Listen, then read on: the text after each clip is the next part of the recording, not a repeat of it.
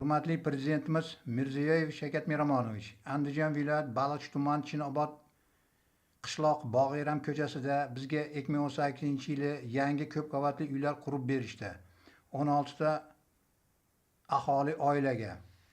Lekin Baliq tuman hokimiyatida ishlayotgan xodim telefon 99lik 005 75 07 va 74lik 323 10 09 raqam egasi Yurist Ahrorbek bizning ko'p qavatli uylarimizda yashamayotgan fuqarolar Rahmatullo va ukasi Dostonbekka hech qanaqa Baliq tuman hokimi Abduraimov Jasurbekni qarori yo'q bo'lmasa ham Yurist Ahrorbek ko'p qavatli uylarimizga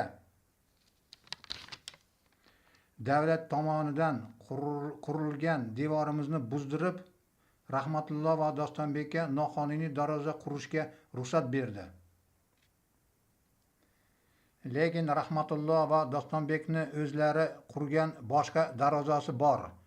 Hozir shu noqonuniy qurilgan darvozaga bizga quyilgan yangi asfalt yo'llarimizni sindirib, katta yuk tashiydigan avtomashinalar kiradi va 8 ta 10 ta sigir mollari axlat go'nglarini bizning ko'p qavatli uylarimizni oldidan sasitib avtomashinalarda olib o'tishadi.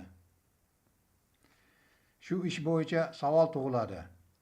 Tuman hokimiyatni xodimi Yurist Ahrorbek Rahmatullo va Dostonbekdan pora pul oldimikan? Hatto mahalla raisimiz telefon 93lik 107 55 37 raqam egasi Onor opa shu ishni hal qilishni xohlamayapti. Lavozimim, unvonim bor, menga hech kim tegmaydi deganlar adashadi O'zbekiston.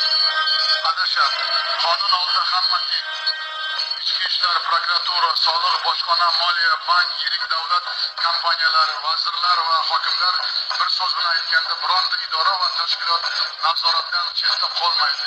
Compliance xizmatining faoliyatiga to'sqinlik qilganlar korrupsiyaga sherik deb ko'riladi. Ko'p joylarda rahbarlarimiz, hokim, viloyat, rayon hokimlari, ko'p mutasaddi tashkilot rahbarlari yo'l, suv, qurilish sohasida, tibbiyot sohasida, maktabgacha ta'lim sohasida tushunmagan rahbarlar juda katta korrupsiyaga berilib ketgan. Peshona terimiz bilan mana shunday og'ir, shiddatli zamonda, tahlikali zamonda koronavirusga uchrab iqtisodiyotimizni barqaror qilish va bir so'm pulni topib xalqimizga yetkazish bo'yicha juda katta harakatlar qilyapmiz. Endi qonun ustuvor jazo muqarrar bo'ladi. Xalqimizning oldida uzr so'rab, mana shu oxirgi marta sizlarni ogohlantirmoqchiman. Korrupsiyani agar biz kichkina korrupsiyada, mana Samarqand viloyat hokimi o'zi gapirib bersin, pastda, bug'unda, maktabgacha ta'limda, tibbiyotda qancha poraxo'rlar borligini. Mana Andijonda viloyat hokimligini bitta noinsofi $128,000 olyapti, $30,000 olyapti. Nima Abdurahmonov xizmat rahbari bilmaydimi?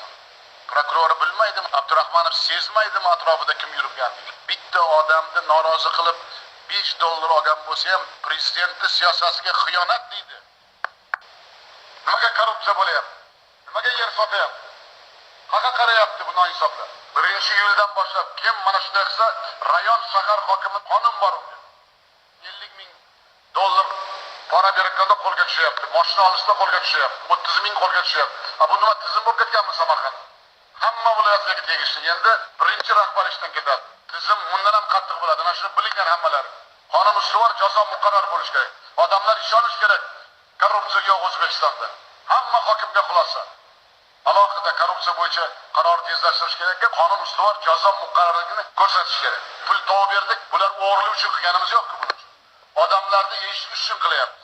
Odamlarni og'irini yengil qilish uchun qilyapti.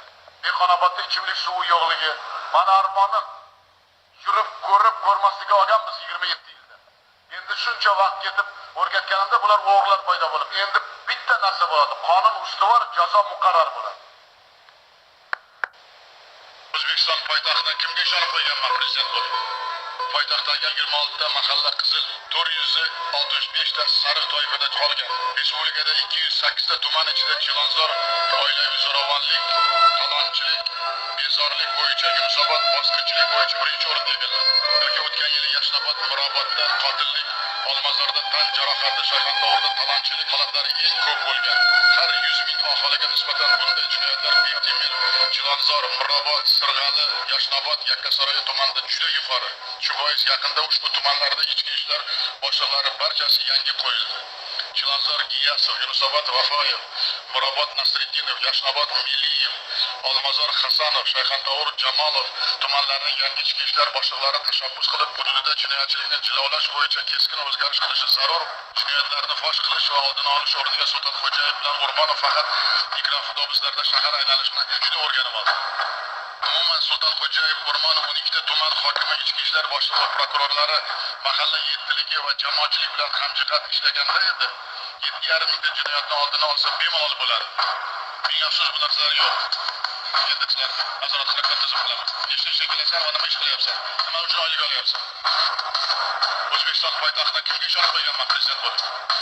Toshpo'lat Valiyev ikkovim Sulton Xo'jayev bilan O'rmonovga bugun qaror bilan qayersan berasan 6 oy so'roq.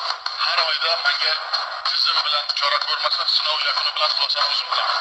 Toshkentda bunday sharoitni qo'yishga hech kimning haqqi yo'q. Birinchi qaysi ko'chaga borishimiz kerak? Qaysi xonadonga kirishimiz kerak? To'g'ri, mahallada. Ko'cha bilan xonadon. Ana shuni bilsak, eng zaif joyimizni bilgan bo'lamiz. Zamonaviy rais eng kamida har bir mahallada kamida 20 tadan xizmat usullar, xizmat sohasida o'zini mahallasini rivojlantirish kerak. Kutib o'tirish kerak emas, qo'lida imkoniyati bor, qo'lida puli bor, sharoiti bor, hokim yordamchisi bor, yoshlar vakili bor, ayollar faollari bor, uchastkovoylar bor. Odamlar ham anoyi emas, endi u mahalla raisidan talab qiladi, "Ey, meni hayotimni yaxshila, meni guzarimni yaxshila, meni yo'limni to'g'irla, suvimni to'g'irla, ish joy ber" deydi. Odamlar albatta qiynalganini men o'zim sezaman. Lekin shu vaqtgacha bizda bunday tizim yo'q edi. Agar xizmatlarni 20 tadan har bir mahallada qilsak, tasavvur qiling qanday o'zgarish bo'ladi. Men ertagida e'lon qilinsa bilaman. Xudoga shukr, men 10 yil bosh vazir bo'lib, kabinet qarovlab o'tirganim yo'q. Qanli ko'lda nima bo'layotganini bilaman. Boysunda nima qilganini bilaman. Qo'rg'ontepada qanday otni kim minganini ham yaxshi bilaman. O'rtoq Qo'chqorov o'zini past ostidagi o'zi yangi vazir, lekin u eski illat qolganlar hammasi pastda o'tiribdi, u kalamushdan qolganlar. Ularni yo'q qilmagancha men bu odam bilan ishlamayman. Kecha aytdim. Senga 10 kun so'rab, hammasini haydaysan. Birortasi qolmash kerak. Yoshgina tajriba kerak emas. O'zi mana shu millat sevgan odam kerak. Qat'iy nazar qaysi millatdan bo'lishdan. Mamlakat sevgan odam kerak. Har kuni raqiblardan ham ko'p narsa o'rganishim kerak. Nimaga desangiz, faqat Mirziyoyevning fikri yo bizning partiyaning fikri to'g'ri emas. Ulardan ham o'rganishimiz bir xillari chiqib ayting. Aytinglar menga, men yana nima qaror chiqaray? Aytinglar menga, men yana nima qilayin? Odamlar ishonish uchun bizga.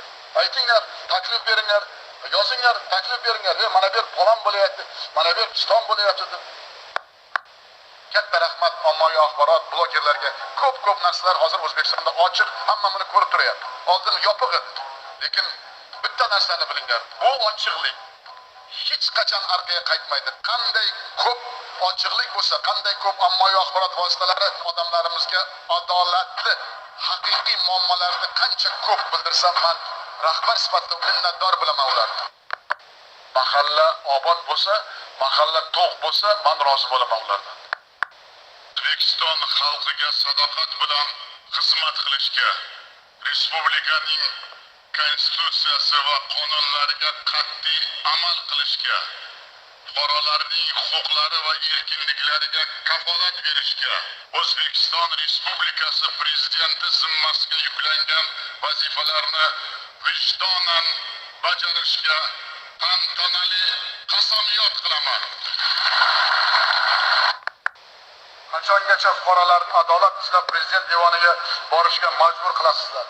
Bilib qo'yinglar, endi prezident nomiga yozilgan har bir murojaat belgilangan tartibda sinchiklab atroflicha qonuniy asosda o'rganib chiqiladi va qonun buzilishi holatlariga yo'l qo'ygan sud organlari xodimlariga nisbatan jinoiy javobgarlikka tortishga qadar keskin choralar qo'llash masalasi qo'yiladi.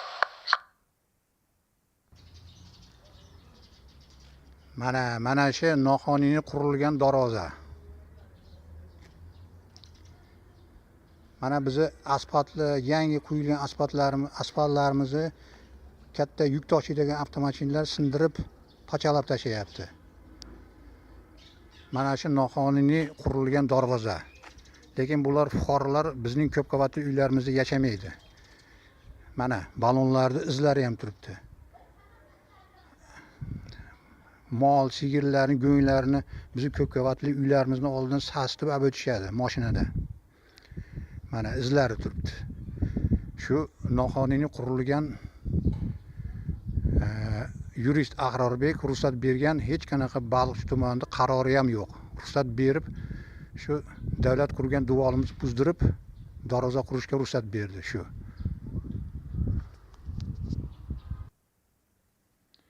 Hozir diplom kerak emas, mutlaqo kerak emas.